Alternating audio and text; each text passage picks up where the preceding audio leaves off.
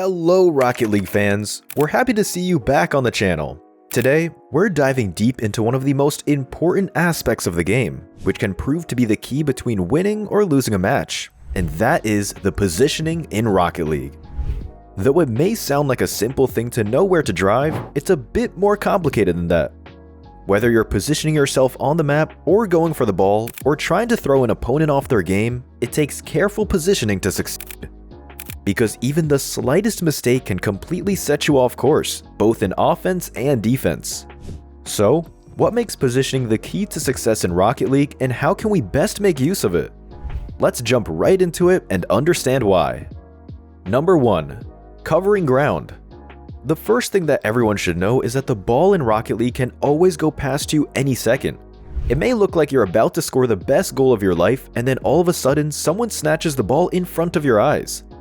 And in defensive play too, you might think you have the ground covered, but then all of a sudden someone comes flying around and scores a goal so ridiculous that you can't even be mad at it. But don't worry, there's a positioning trick that lets you prepare for such situations, and we call that the triangle. Try to always have 3 positions covered, which are left, right, and front. Because whether you're trying to score a goal or save yourself from one, being able to handle all 3 sides where players tend to go to is always a great idea. The middle is usually the place you try to cover the least, because you can just drive to it from any side that you're in anyway. Number 2. Utilizing boosters. The Rocket League map has boosters spread throughout, which the players can drive over to get nitro. Although it can come inside your general driving direction at times, it's not something that you will always drive over, and sometimes you just don't need it too much, so you just drive past it.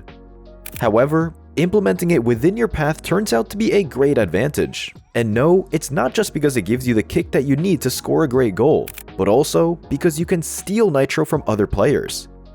Got 80% nitro saved up? No problem, don't be conservative. Go ahead and pick the entire boost in front of you anyway so that your opponents are unable to. And that can give them the advantage that you need to make sure they're not going to start flying all over the map using nitro. Number 3. Missing the ball. The worst thing that can happen to you in a match of Rocket League is arguably missing the ball. And what causes that to happen? Positioning. Yes, sometimes the opponent purposefully comes in between you and the ball too to make sure that you miss your shot. But honestly, I've seen people miss more shots due to poor positioning than they do to their opponents. The thing is, the ball is not always going to be going straight.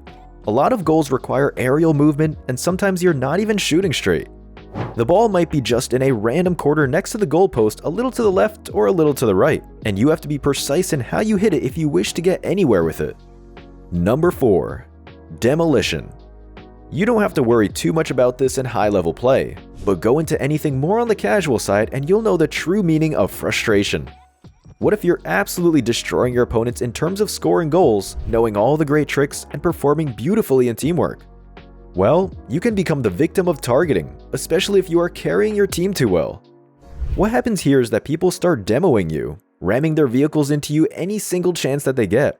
And how do you avoid being constantly blown up? By adopting great positioning, of course. The only way to defeat demolitions is to just always know how to get out of the way, and it does throw you off a little bit, so you have to know how to bounce back into the game right after this too. Yes, the answer is a perfectly timed flip. Number 5. Communication relies on positioning. The most common type of communication that you'll find in Rocket League is regarding positioning. There are many times when you feel like you could have stopped an opponent's goal, or managed to hit a great goal yourself, if your teammate was perfectly positioned on the playing field. After all, this is a cooperative video game. You need to have the back of others, and they need to watch yours as well. And that is only possible if everyone listens to each other and positions themselves in a way that can eventually lead to victory. For example, one player chases after the ball. The other one shadows him so that if the ball goes away or the player is demoed, then the second player can take over immediately.